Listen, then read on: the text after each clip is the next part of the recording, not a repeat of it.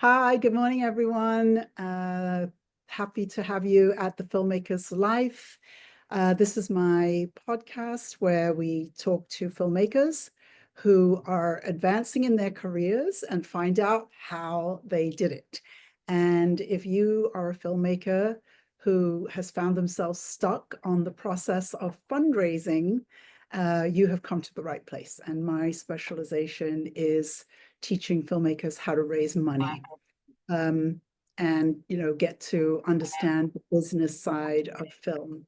But this is one of my most favorite things that I do. I get to talk to filmmakers. And today I have the extraordinary pleasure of introducing Ashlee Wellenreiter. I'll have to ask about that name, the fabulous name. And I'm so glad to have you on the podcast, Ashlee, all the way from Philadelphia. And my first question is always the same question, which is, when did you first know that you were a filmmaker? My husband told me. This was never in my plans. I dibble dabbled with the idea of taking a couple of film classes as an undergraduate, but I wasn't really great with the camera. There's a disconnect between me and kind of like using equipment and understanding it. And my pursuits have always been in reading and writing. I've always been a great speller. That's always been my field. It's literally, that's my hard, strong suit, and everything else kind of falls by the wayside. I don't know, that's just how my brain works. I love reading. I love writing. I love media and consuming it and understanding it. And so, you know, that's what I wanted to do. When I went to grad school, people were putting the earworm in my teaching. Like just out of nowhere, you should be the one pretty much teaching. And I'm like, yeah, I kind of like the idea of being a teacher because I like being in the classroom. I like talking about like these really abstract concepts, and I've loved it since an undergrad. And then Hard Noire came along, a few years passed, and then my husband, who's also a filmmaker, is just like, you're a filmmaker. And I'm like, no, I'm not. He's like, yeah, you are. And also, like, even if I go a little bit before that, when we were kind of having a post talk about horror noir, and they're just like, yeah, you did quite a bit on this documentary. Um, and you should be credited for that. And we should, just having conversations about what being a filmmaker is, and also talking to my other filmmaker colleagues. And I'm telling them the process of, because that was obviously the first time I was ever a producer and working on a major project like this. And so there were folks like who are also independent filmmakers in their own realms who I've been writing about their work on my website, and they're just like, yeah, you are a filmmaker. And I'm just like, okay. I didn't realize that, honestly. So you had to make a film before you knew you were a filmmaker, is Pretty what you're much. saying. I find that does really happen to filmmakers, and I think it's hilarious. But it really does happen. So, I very much identify with you. I spent a lot of time in academia and teaching, and I was mostly teaching English. But what did you start out teaching? What was the first thing you found yourself teaching? It took a really long time to get like an adjunct job, because I was gung ho coming out of grad school, and it just took a long time for someone to give me an opportunity to flex my muscles. And luckily, in July 2019, I met two colleagues who were hiring for an adjunct position, and thought I was a teacher before I even came, because I guess the energy, the aura, the expertise that I'm bringing. And so they gave me an opportunity to start teaching. So I started teaching in 2020. So it's been almost 5 years. So I first started teaching just horror, basically a history of horror. I started with the 2000s because that's kind of an easy kind of like in. And there's so much that it had happened between in the last 20 years of horror that I can make into a 16-week course. So that's like the first thing I ever taught, which I'm Was your so glad under, I'm better at it now. what was your undergraduate in then? Interestingly enough, American Studies, but at my university, I took so many different types of courses. So I don't have the certificates of it. It's not on my degree, but like I have a lot of background in African American studies and women's studies, little bit in sociology. So that's pretty much my realm. But American Studies is interdisciplinary anyway, so I was getting a little bit of a lot of different approaches to study in those spaces. But primarily, like with American Studies, it was like cultural studies, understanding like the cultures and subcultures of America, how they've created America, how they've built America, and then from there, I was taking classes on American music, film, etc., and so forth. Okay, because I've never actually understood what American Studies was, but that makes a lot of sense.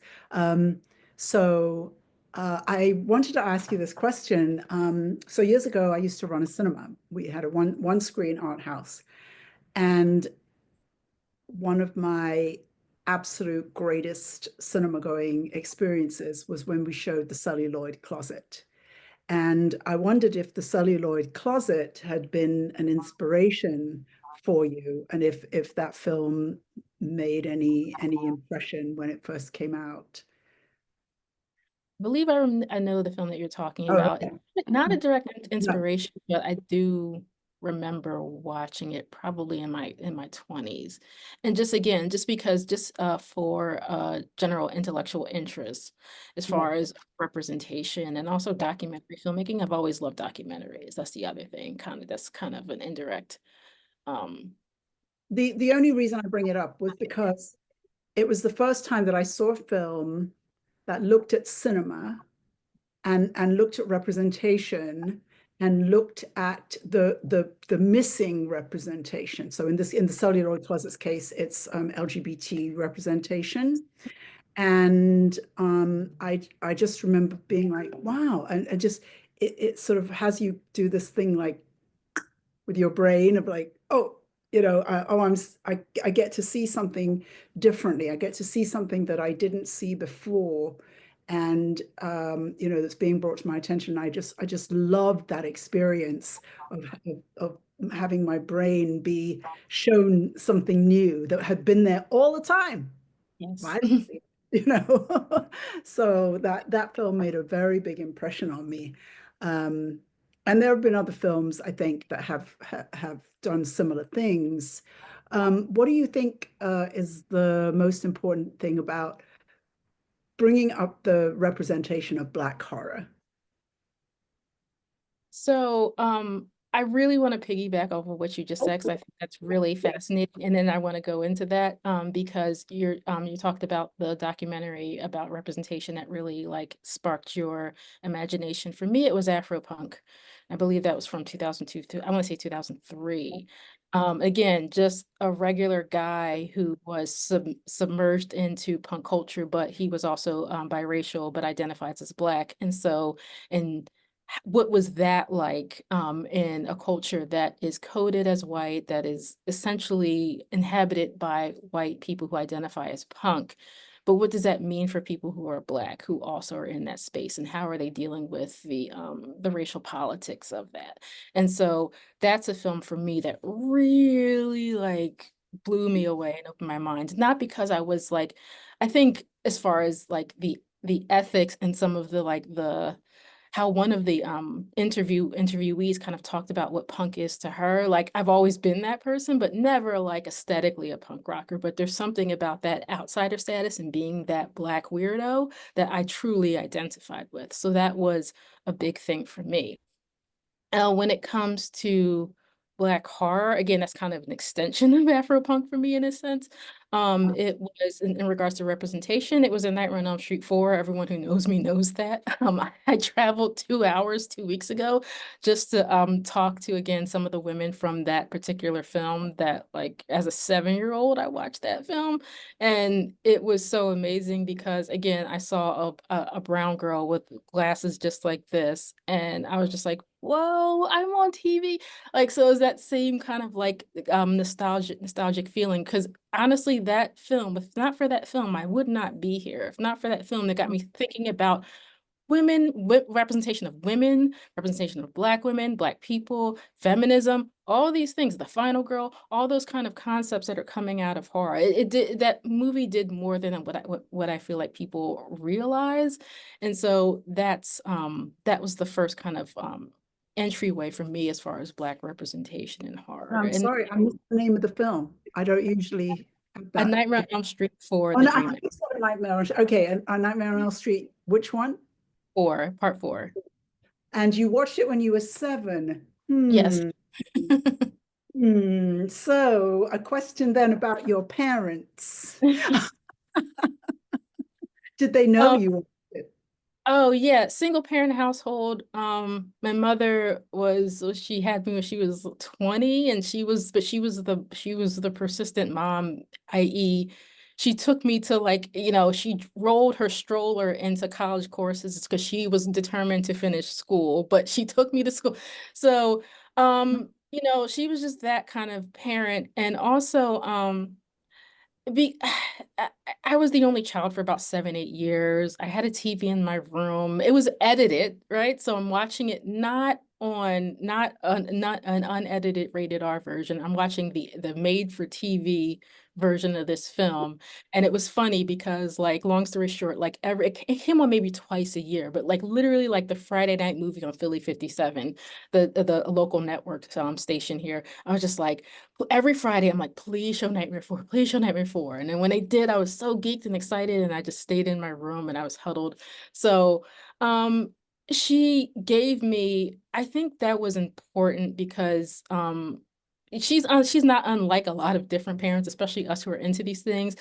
One of, like, my colleague Phil Nobile Jr., who worked on Horror Noire with me, like, he comes from a very big blended family. So he talks about two instances I remember him talking about. One, him going with his whole family in a station wagon to the drive-in to see The Exorcist. And Yeah. then he was probably about 11, 12 years old when this movie came out, maybe a little bit younger. His older brother took him to see Friday the 13th Part 3 in the movie theater. So it's kind of, we all are coming from this same space and camp where our parents are letting us explore our creativity and our interests. They're not forcing their own interests on us. They're letting us kind of play. And then, with some guidance and some supervision, if this is what you're interested in, I'll support that. And I also was a kid who was quiet. I stayed out of trouble. So she's just like, if she likes horror movies, I'm just checking in. You okay mentally? You're fine? Great. If you love that, I love it. So that's kind of how my childhood was. Now, I just want to go back something you said way ago, but so I am biracial and I identify as Black. And the second thing I want to say is I'm exactly the opposite of you because when I was about 15, my parents were out one night and I was like, I'm going to watch a horror film and they're not going to know. And when they got home, apparently I was asleep in bed and every room in the house, all the doors were open and all the lights were on. They couldn't understand, but I was so terrified. And I absolutely refused to watch horror films ever again. And then when I came to America, I went to do a master's degree in English. I took some film classes, and one of the requirements was watching a horror film, and I didn't know what to do because I just was like, I can't. So I got a copy of the film. I got out of watching it with the class. I got a copy of the film and I watched it at 7 in the morning. And when my then boyfriend came home, he found me on the floor and my hands and knees backed up against the front door of the apartment. That's how scared I am of horror movies. And it wasn't until years later I had another boyfriend who was a big horror fan, and I finally agreed to watch The Exorcist, and I was so impressed with it. Actually, if it's got demons, I'm in. So I think I've really learned that there are so many categories of horror, and I'm very surprised when I talk to filmmakers and they think there's only one. They think that horror Yeah. means, and they don't, but there are so many kinds of horror films. And as I said, there's really not a film with a demon that you make that would not, love watching. But there are other films that, you know, I'm not interested in, but I do scare easy. Mhm. I do scare easy. It's funny you say that. I scare easy too. I'm just able to because if I went back even a little further, one of the first things for me was Michael Jackson's Thriller. Mhm. And I did the thing where I'm just like, again, just like you, I'm going to watch it during the day. I'm going to face this fear. And I watched it during the day and I was still spooked out of my mind. So I completely understand. But for me, it's funny. I wrote an essay like recently because I was flirting with the idea of getting my PhD, but it's still I think it's still really important what I wrote because it was I needed that introspection exercise. And my husband wrote it and he was just like, "Holy Moses, Ashley, you're blowing my mind." Because I just kind of I'm trying to unravel and go deeper. And I think I didn't realize that's how I've always been until I had a loss in the family maybe 6 years ago. The other, not to divert from what we're talking about, but it's also important is I lost my mom when Horror Noir, right before Horror Noir came out. So I am not in a space. I'm Right. talking about 35 years of a woman who loved me and supported me, and she was far from perfect, but it was who she was and what she did for me and what she attempted to do for me and the way we tried to mend our relationship for the things that fell through the cracks that just we had a really tight bond. And losing Mm. her, it just destroyed me. So I was in no way, shape, form, or fashion fully divested into being happy about horror noir or any of that. I honestly, it was really, really difficult. I felt like kind of if I immersed myself into doing all this marketing and promo and doing all this, maybe it'll help, and it didn't. I was just kind of running away from things, and watching thriller or horror in general, for me, I've always been the kind of person where, with all of my intersections and everything like that, people are always undermining me. You expect people to mistreat you or to discriminate against you and all of those things. And so I knew I had to be a lot more fearless than some people, right? Because I'm Black, because I identify as a woman. I'm already at a disadvantage. And so horror films for me were a way to not be afraid, to face. Ah, I think that's really, really important. And even while I'm doing that, I'm also kind of stifling who I am because me being who I am, it brought so much ridicule and bullying and all that kind of stuff. And so once my mom died, it was like a switch. And I'm like, I'm going to be an emotional person sometimes. I'm going to be bold. I have to let go of all of the things I've repressed. And horror is an extension of that for me. So. mm. Oh, so beautifully said, Ashley. Wow. It also is very touching to me because the one thing that my father said that I felt was him giving me a lesson was you have to be bolder than I am. And Yeah. like, oh wow, because he was a very bold man, very bold man. Um, but yeah, it's lovely to hear about your mother and lovely to hear how, for me, it's thrillers that do what you're saying, that sort of provide me with a sense of power, of I don't know if you've ever heard the podcast My Favorite Murder, but one of the things all the girls yell back is, and don't get murdered. You know? So there's this sort of sense of, I'm not going to be one of the people who's going to get murdered, I'm not going to be the one who gets killed in the first scene. Mhm. So, what do you think? I mean, this question may not make any sense. Maybe you've already described it, but what do you think that horror noir provides for Black audiences? Maybe on a psychological level, what do you think it provides for them? This is going to be an I think answer. Also, because there's no horror noir without Dr. Robin Armeens Coleman, who spent 10 plus years, I believe, writing that book, and it was published in 2011. And So she sparked everything that I've done before horror noir, and then obviously after all of her hard work, because it was a one of a kind academic, like, piece of work that you could that you could use to contextualize African American participation in horror films. So the book is fantastic. I've read it 2, 3 times over. Obviously, I've used it for my courses. And so that was so hard, and where the book was basically just the blueprint for what we did in the documentary. And I just kind of, tried to create it with my own imagination and my own expertise, this frame and this idea with my other producer, Danielle Burrows, with Phil Nobile Jr., to kind of put together a story to kind of tell this 100+ year history. And, Phil is responsible for the subtitle being A History of Black Horror and not the history, because first of all, history is still being written about this particular subject. So there's still more to be Yes. said, and obviously we couldn't add everything in it. So for audiences, it's just giving them that snapshot. I feel like there's a lot of people that didn't know that Black horror even existed, that didn't understand Black participation in horror outside of this tired trope that the Black person dies first, when I interviewed Dr. Coleman, I looked at her and I'm just like, we need to dispel this myth because it's so not true. As people who've watched horror films so much, we know that's not true. My issue, and I wrote about this on my website, is the fact that, like, it's not about the Black person dying first. It's about Black people being victims, period. The disposability of us.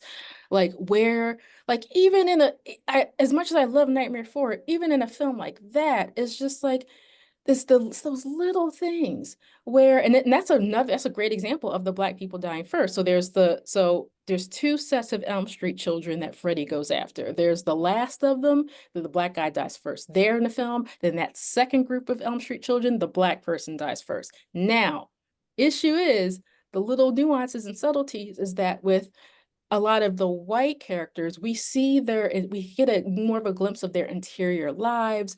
More times than not, we see their families, we see their interactions with, fathers, mothers, all types of stuff. But with Black characters, they're just one note tropes. And then they die. That's my issue. Not the first to die issue. That's because that's not as common as people like to imagine. It's the idea that we don't have an interior life. Even when we talked to Rachel True and she was talking about the craft, she has spilled so much tea, but she talked also about the fact that, like, there were scenes that she filmed where you saw her family. We don't get that in the final version of The Craft. What every single other major character in that film, the other 3 women who happen to be white, we see their homes, we see their parents. We don't see hers. And she's just, a part of the group, but she doesn't really get those layers and complexities that I feel like are important. And then there are just, and again, also just not being Black people not being the final girls or the final boys, not being the heroes. That was a big problem, especially in the 1980s. So with horror noir, I hope that audiences are understanding the nuances and complexities of it, and hopefully we're exposing audiences to so many more horror films that they may or may not have heard of, especially in the 1970s, because Dr. Coleman talks about the enduring woman in the 1970s. So we're getting this first inklings of the Black final girl. So again, we can't always say that Black people are just victims, because there are these beautiful periods in film history where we have whole Black stories, where you have Black villains and Black heroes and everything in between. So again, we're just throwing these little things out there so people have a broader understanding of the Black experience in horror films and in America specifically. Lovely. One of the things that just so excited me in the film, oh, well, no, I'm going to talk about this first. So, is identifying the first Black-made horror film, directed by Spencer Davis. I've forgotten the name of it now. Spencer Williams, son of Ingagi. Williams, son of Ingagi. Spencer Williams. What did I say? Spencer Davis? And It's fun. and that was a fascinating story to me. One of my clients is Thomas Allen Harris, who's a documentary filmmaker, and we are working on a project. His next project coming is called My Mom's Scientist, and we're looking at representations of African Americans in science. So I was so excited to hear that the first Black made horror film has the starring role as a female Black scientist. And so I was texting Thomas while I was watching the film, because we're looking at, why is it that 30 years ago, there were actually more African-American PhDs in STEM than there are today. And we're looking at the question of representation. But that film was, is that a film that I can get to see, or how hard is it to find? Yeah, last time I checked, it was on YouTube, so it's pretty easily accessible now. I have a digital copy just because of my film department, so I've always had easy access to it. But even when I was doing my own kind of independent research, I'm pretty sure it's still on YouTube. I hope it is. Yeah, I thought it was just fascinating that he was also starring in Amos and Andy, and which is a whole different level of representation. How do you think those two things connect? The way that he was portraying characters in the comedy show and then making a horror film. I'm not 100% sure, but if I were to guess, just I think it might just come down to just being in the entertainment industry and having access and resources because Spencer Williams has really was more of a screenwriter than I don't think he did direct a movie. So he's done other films. I've always considered him like the Tyler Perry before Tyler Perry, because he's been a little bit of an everyman in regards to the entertainment industry. And so it also kind of maybe possibly, and this might be a stretch, but it like branches to the idea like that Jordan Peele started in comedy and there was skepticism about him doing horror. But again, if you've watched Key and Peele, I'm like, you can see this man has this foothold in horror, pretty hardcore, and he's also really, really intelligent and has his really funny skits that are also playing with horror elements and tropes. So I I was confident that he could do it, that he could do horror, and I was really interested to see what Get Out became. But Spencer Williams, um, possibly the same difference. But also another thing to keep in mind is that I don't even think Son of Ngagi was considered a horror film because there's a lot of ideas of what we think about as horror today that may not have been considered horror in the 1940s and backwards because so you have a lot of Black filmmakers playing with a lot of supernatural elements in their films. Oscar Micheaux did the same thing. A lot of his genre films are lost to time. Like I think he did a movie called Son of Satan I think that is lost. It might be in somebody's library, but I haven't been able to ever see anything like that. But yeah, so you have like these kind of morality tale type of films where you have ideas of ghosts and demons and the devil and God and Jesus, which are like not horror films considered back in those days, but we kind of like put them in that branch because they have those supernatural elements in them. So I think Spencer Williams was just, if I were to guess, he was just a filmmaker who's adamant about Black representation on screen and showing a wide variety of different things. He did even a little bit of genre bending himself because I think in his film, oh my gosh, I believe it's called, oh my God, I forget what it's called because it's taught in film classes here, but he played like a gender bending fortune teller in one of the own films. I think he both directed and wrote it. Don't hold me to that, but I think he definitely wrote it. I hate that I can Dirty Gertie from Harlem, USA is the name of the film. He's also in that film as well. And so again, it's he's done a wide variety of different types of films, but him starting kind of like giving us kind of a genesis of what we kind of were looking at as Black horror. I don't even think he knew he was doing that. Anyway, I was just thrilled with that. My favorite line in the film was Black history is horror. And I just thought that just really sums everything up. Um, Horror noir and Black history. It's just absolutely accurate. And so opening the film with looking at Birth of a Nation, I still have never brought myself to watch Birth of a Nation. I was just talking about that the other day. And maybe I could watch it if I could sort of be looking at it through the lens of representation in our history, but I haven't so far not been able to bring myself to watch the film. And the clips that you had in your film were, I think, more horrifying than clips I've seen before. So I was just sort of trying to get around to, well, maybe I should watch it, but I don't think I've got there yet. What do you think we learn from Birth of a Nation? Oh, the idea that uh, Black people are the boogeyman. That's the primary thing. I remember watching it as an undergrad, and kind of in I had to kind of I don't re this was obviously a long time ago, but I just don't remember having any feelings either way, because I think a part of me was just trying to just disconnect from what this movie was trying to say, because it was so putrid in its depictions of Black people. So I didn't want to engage with it.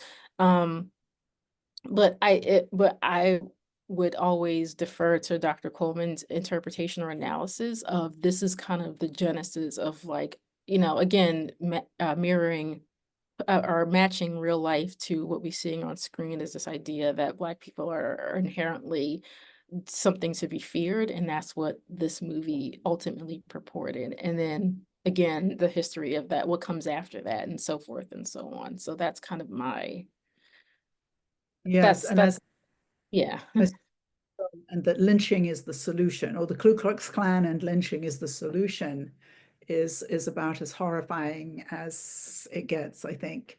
Um, so how did you meet the doctor, and how did you get involved in this fabulous documentary?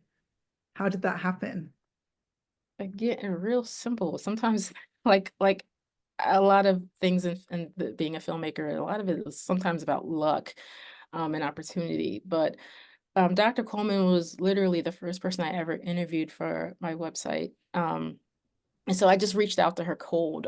Again, my one of my mentors as an undergraduate, just kind of just put it in my ear, just like, You're writing about these people, just contact them." And so years later, after I'd already graduated, like, I remembered that just simple uh direction to do that. And so I just emailed Dr. Coleman, because after reading her Noire cover to cover, I had so many questions and interests that I wanted to kind of expand on her ideas, or pick her brain about it a little bit more. So that's kind of how we met virtually first. And then um once Get Out comes out, there's a really great YouTube on Real Black, which is REEL Black. Is a local filmmaker who he filmed one of our screenings in Philadelphia, and Phil is so articulate and did a really fantastic job of kind of talking about how it came about. Because honestly, horror noir is still Neil Bill Jr.'s idea. Um, the thing about Phil is he was working at a production company for a long time, and after Get Out came out, all he wanted to do was talk to me about it, because we had, like, met again, just virtually, just because he saw the work that I was doing and thought it was really important. And it just happened to be really, really super unique for the time. And we're both, and he's in Jersey, I'm in Philadelphia, but he worked in Philadelphia. And so we were able to kind of, like, get together. He used his privilege and his influence and his position to bring about creative content, or to kind of pitch it, and says, "I want to do this documentary about Black horror." And so we started having conversations about it too. And he was like, Would you want to be a producer?" And I'm like, "Okay." There's no, again, I had no ambitions of ever being a filmmaker. And he just kind of asked me, and I was just like, "Well, this is a topic that's interesting to me, and that I know a little bit about, not a lot, a little bit." And I'm like, "Okay, that sounds fantastic." And so that's how it came about. And then we spent a couple of years, maybe about a year, not a couple, a year pitching. So we pitched it to Monkey Paw, but I think Jordan, um, and we pitched it to AMC Networks. I'm trying to remember everything. And then I remember distinctly saying to Phil, when we were in California pitching, I'm like, "Let's just go to Shudder. We know a really great person who works there, Sam Zimmerman, who is so fantastic." He gave me my first, like, not my website kind of job as a writer. Like, again, I feel really fortunate, and I'm really thankful for the people who saw what I was doing and didn't think that I was being a separatist, or didn't think anything, negative about it, and saw like the need for it, and saw something that was fresh and new and bright, that I just so happened to just on my computer, just start like kind of ranting about Black people in horror, specifically Black women. And they were really like wanting to work with me and things like that. So I thought that was great. And we both love Sam, and Sam was really excited about the idea of horror noir. And so brought it to his bosses, and then Jordan Peele wins the Oscar, and then they're like, okay, we'll give you funding for this. So that's kind of how it came about. It's real simple. It wasn't my idea. So, but I'm glad it happened. That's fantastic. That's a great story, actually. That is a fantastic story. Um, so yeah, Jordan Peele won the Oscar, and the your film ends with really looking at oh, I want to talk about another one in the middle. The first Black horror film I saw was Tales in the Hood, and Mm. I didn't grow up here. I didn't watch horror films. But years ago, when I lived in Miami, just up the road, there was a cinema. We all just called it the Omni. It doesn't exist anymore. And pretty much 99% of the people who went there were Black. And so I was so excited to go and see Tales of the Hood, and I bought a ticket. And when I went in, there were only two empty seats left. So it was packed. I and I sat down in one of those two empty seats, and I looked around and I realized I was 15, 20 years older than everybody else in the audience. And it was my first experience of being in an audience that talked back to the screen. Again, it's one of my seminal cinema experiences, being with a bunch of 14, 15-year-olds. And when you talked in the film about the what's his name, David Alan Grier, who was known as a Yes. comedian, and the because I remember the kids laughing, and I remember thinking, I don't see anything funny, but there would be these ripples of laughter, and I thought it was so interesting that you addressed that in the film, because I just remember that from that incredibly powerful experience of seeing that film. It was really something. And the clips that you showed in your film, I didn't remember those clips. I just remember the scene in the shop with the coffin, Hmm. the kids laughing, and me thinking, but what are they laughing at? I remember that so clearly. Um, so that was great. But then, uh, when you get to look at Get Out, tell everybody what you find is so significant about Get Out. Can I piggyback again on Tales from the Hood? I find that interesting. Um, Usually one going backwards, so I love it that you're going. So I don't obviously I'm not a psychologist, but I don't know the full on psychology of laughter in horror, but there's something intertwined with those things. Also, contextually, if I were to imagine David Alan Grier, most of us, especially because I was a little bit younger than that teenage audience during that time, and I remember seeing Tales from the Hood when it came out on home video, when you're able to rent it. So maybe about a year later. But like I feel like so we're all absorbing David Alan Grier as a phenomenal sketch comedian actor on A Living Color. And I agree with you. He was absolutely terrifying. I don't know if I laughed. I think sometimes wordplay, especially when there's cussing involved, and the way those things come, that could be funny. I think sometimes, but also I think there was this amazing moment with I think with a lot of us who are seeing David Alan Grier be not only a serious actor at this moment, but also being terrifying in this movie that's like, you're like, what is happening? I don't know. Do I laugh? Do I not laugh? I feel like I think that's a big part of it too. There's even moments, even the exaggerated performance of Clarence Williams III as kind of the funeral home director, and he brings in the laughter and the camp a little bit with his performance as well, even though he was terrifying. So like, I think both things are happening at the same time. The biggest, like last thing, the biggest, probably the funniest thing about Tales from the Hood for a lot of people is the David Duke character that's played by Corbin Burnson, I believe his name is. So the way it's almost, and I love to talk about this because his performance when he's starting to mentally unravel because he's being like tortured and taunted by a reanimated like or a doll that has a soul trapped inside of it, is the farcical idea that racism and white supremacy in and of itself is funny because it's ridiculous, it's ludicrous, it shouldn't exist, honestly. And his perpetuation of it through language and the way he's again, the use of words was hilarious to people. I will never, there are a few instances I remember my mother losing her complete another mind laughing hysterically when she's watching that performance and a Dave Chappelle sketch, but that's beyond the scope of this conversation. But that when she was watching Tales from the Hood, because I was kind of watching it with her, she was losing it because again, racism was ludicrous, and so those are big takeaways of Tales from the Hood for me. Some of the big takeaways. As far as Get Out, it's been talked about. Watch Tales. Definitely going to have to go back and watch it, relive my experience of getting to be a 14-year-old again. It's like fun. I wish I got the chance to do that too. I wish I saw it in the theater. I was a little too young for that, but I was a little too young for a lot of different things. But that's beyond. But when it comes to Get Out, I am not. I have so many other people have said so many more fantastic and more, very smart things about it.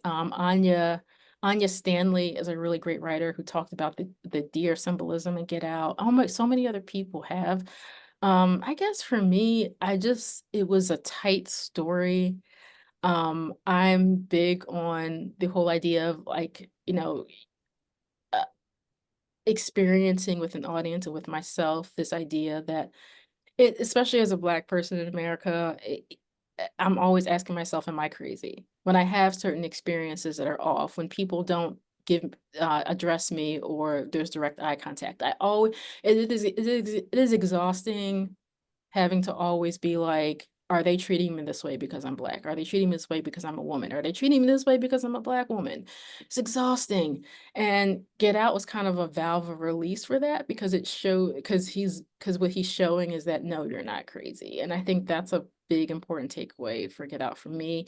And he's doing it overtly and kind of covertly in the film where he's showing racial microaggressions and he's kind of playing with those ideas. And also, um, again, that scary happenstance, where you just so happen to just be the kind of person like Chris who's reserved, and not a person who's super open. And then when you finally open yourself up to someone and the whole idea of trust, there are very specific and also universal themes in Get Out that are really important. I think that's why it resonates. I like that Tanana Review and the doc talked about how we're seeing Black protagonists that literally everyone in the audience is identifying with. And I think that was important too.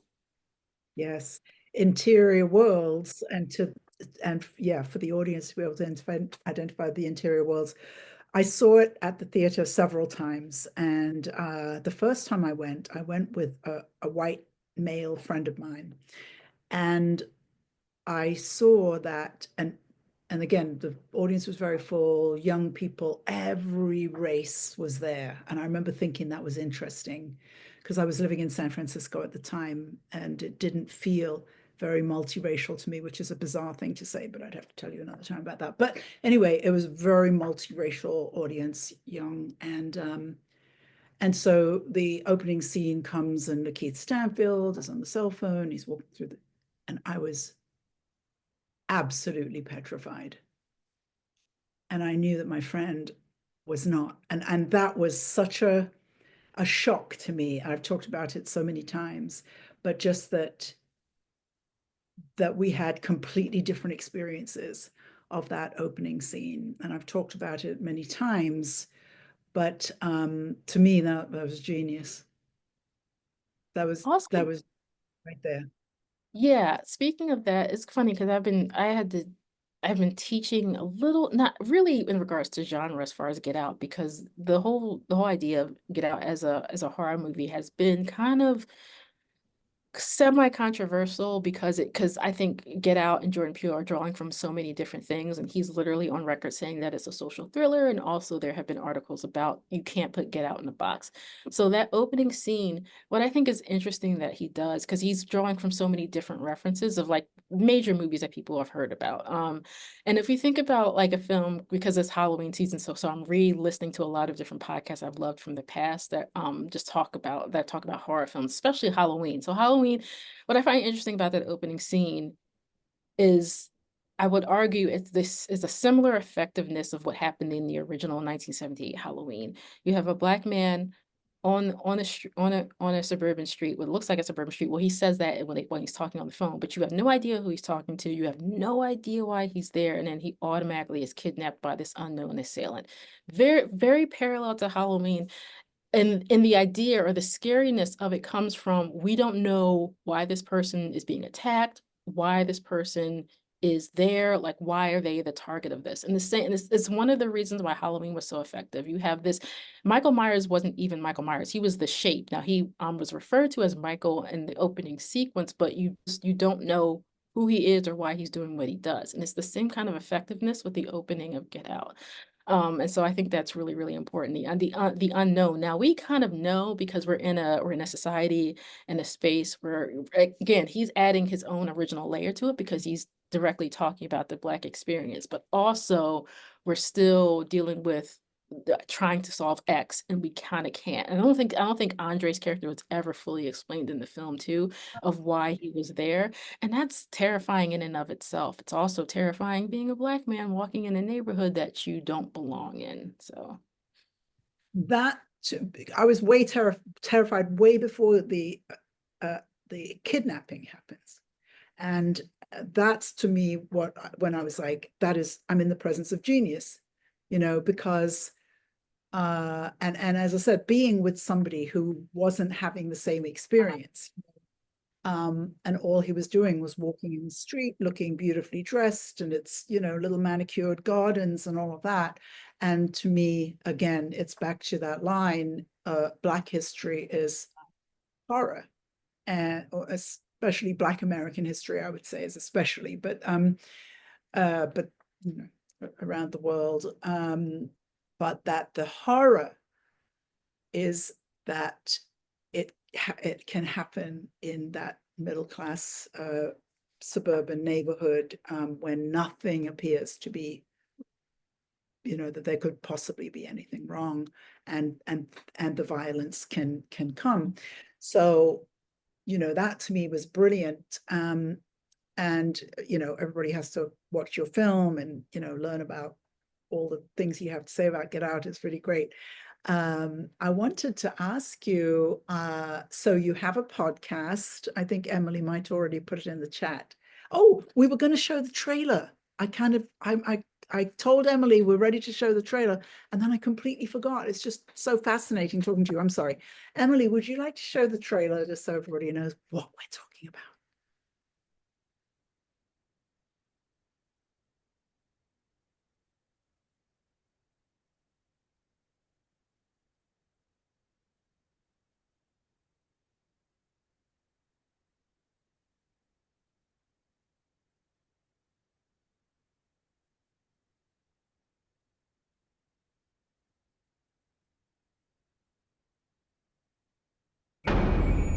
We've always loved horror. It's just that horror hasn't always loved us.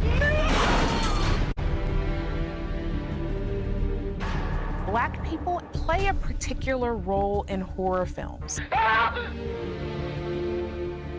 First, we weren't in it. We were played by white people. Yeah. We went from maids to pimps and hoes. If there was somebody Black, they would be the first to die. Black films hold a mirror up to society, but at the same time give an audience an escape. The name is Blackula. One fellow said to me, you were directing before it was legal. You can be the boss down there. I'm boss up here. Yes, that's history. We've shifted from being the focal point of the fear to being the heroes.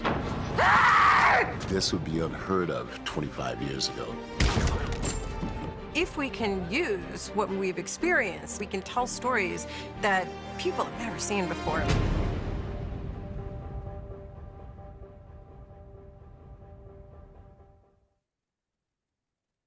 Fantastic. I should have done that earlier. So Ashlee, I'd like to open it up to questions. So if anybody has a question, please raise your hand. And as I'm looking for hands, how does the latest Lee Daniels film, The Deliverance, fit into your understanding of horror noir? Or does it? Maybe it doesn't. I shouldn't have asked it. I haven't seen it, but I've seen enough scenes to say that I'm probably not the best person to discuss. As far as what I ideally was hoping to see in regards to genre work in Black horror post Get Out, it's things like Mariama Diallo's Master. It's the work of independent filmmakers like Zonda Shea Brown, Ashlee Williams, a couple of other people that I can't think of off the Tarek R. Davis, who's mostly a screenwriter, but he creates, these really cool original films that directly or indirectly talk about racial inequality or just talk about the Black experience in general, but are centering it in genre works or horror that I find more fascinating and intriguing and also more fresh. They're not reacting to Get Out. These are people who are deeply invested in the genre, who have a history with it, who've studied it, who love it, and it definitely shows in their work. So I don't know about the mainstream stuff because it's just not for me. I will say that. I actually got my Netflix subscription back just for that movie, and I'm canceling it again now.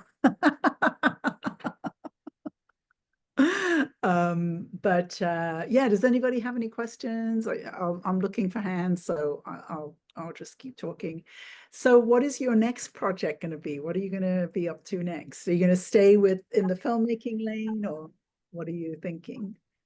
A couple of things. I am trying to do more writing, and hopefully that turns into something. Because that's long overdue. I've been talking about doing more long form writing and publishing for years, and my colleagues have encouraged me tenfold. I mean, my long established multiple books colleagues have been like, you need to do this. So that's one thing.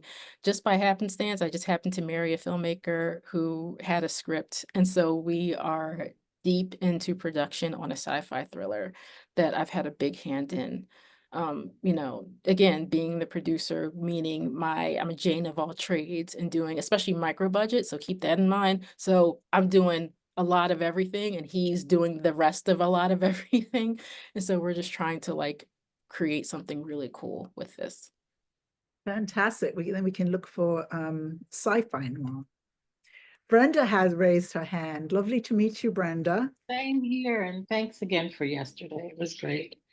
Such a pleasure meeting you yesterday, Brenda. Thank you. Same here.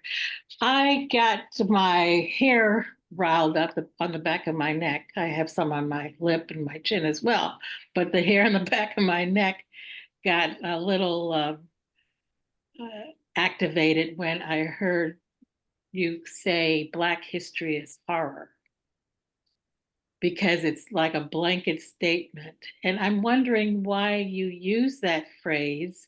When I think of Black history, I think of positive things. You know what I'm saying? I understand American history is horrible, is horror.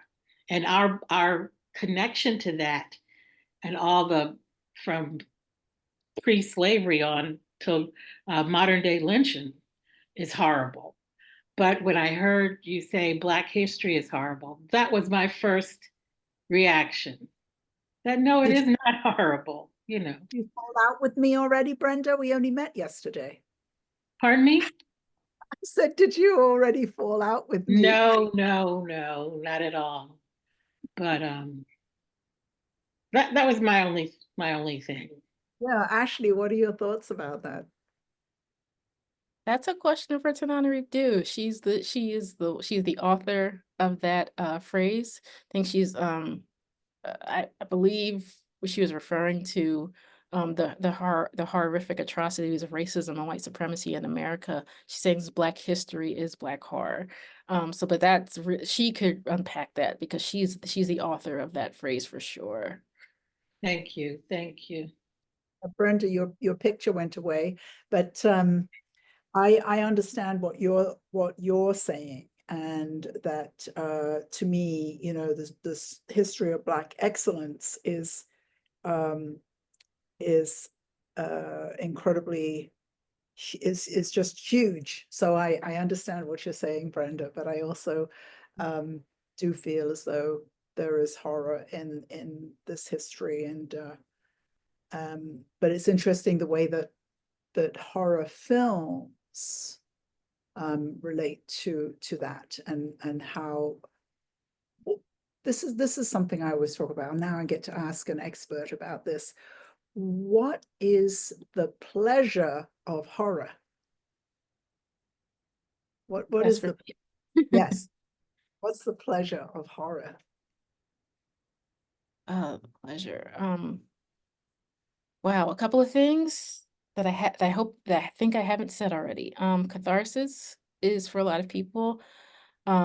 It's that id, it's that part of you that wishes you can like exercise your aggression, get it out. You're seeing people do things that you would do in certain situations. It's the thrill of survival. Let's see, because there's usually like a couple of people who are you know, who survived a horrific experience. It's getting through that.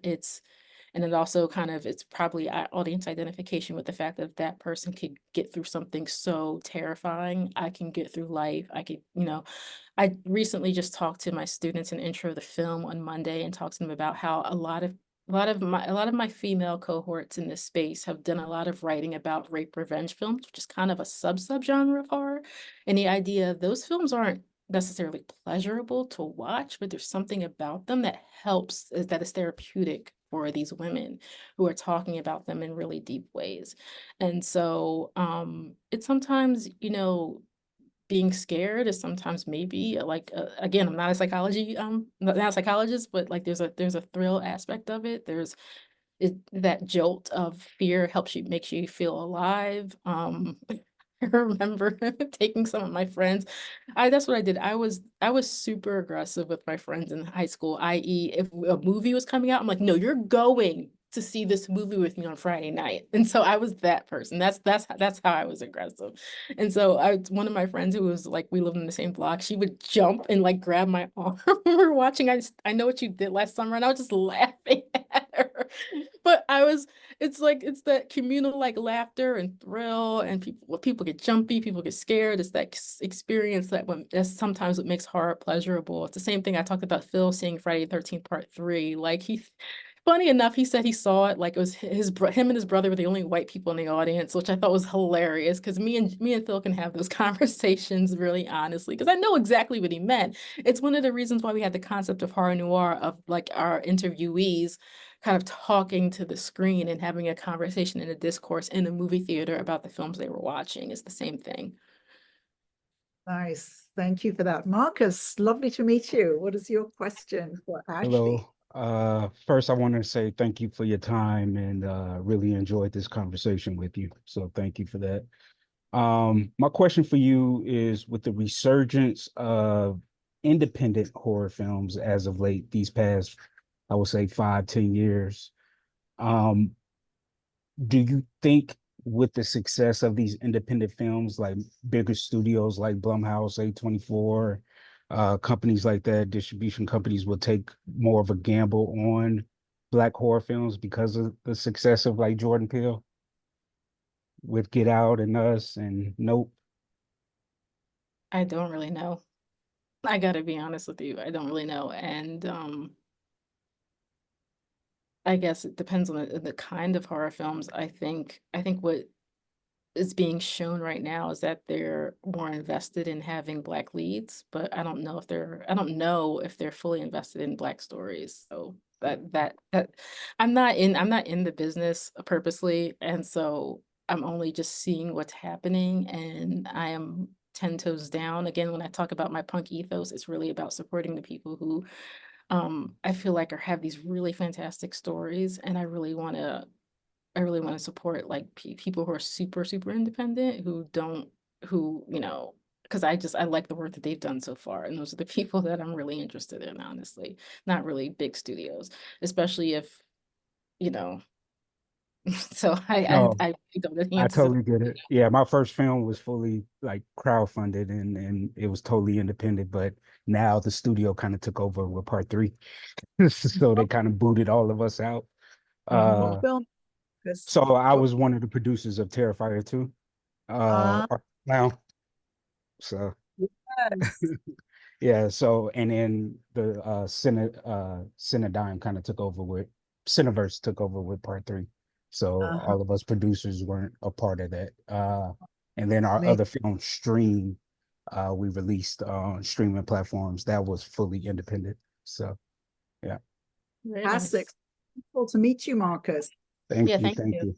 Because we often put Terrifier in our pitch decks for my horror film clients. Oh, awesome.